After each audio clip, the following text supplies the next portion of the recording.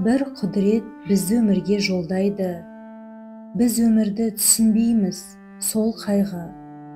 Туа сала таудай бақыт күтеміз. Ал шынында бақыт үлкен болмайды. Лүпілдеген тамырындай шекенің, жеке сағат, жеке тәулік, жеке күн. Үлгермейміз түсініп те, байқап та, кейбір сәттің нағыз бақыт екенін. Құс сияқты сезінбейтін қанатын, бақыт сәби білмейтұғын әлі атын.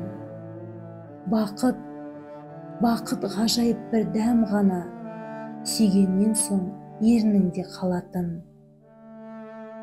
Ақындардың көмейінен жыр ақса, кейбіреулер сөз бәйгеде жүр ақсап. Бақыт шіркін асыл болса бір мысқал, бақыт шіркін уақыт болса бір-ақ сәт.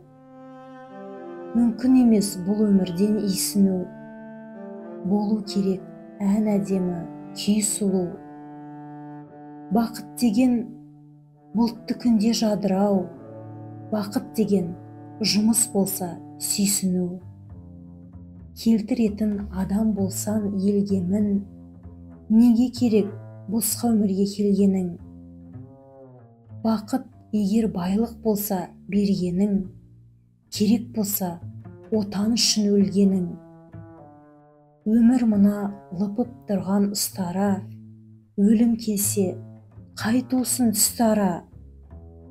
Бар ғұмыры басқа қонған бақыттың, көбелектің ғұмырынан қысқарақ. Бір құдірет бізді өмірге жолдайды.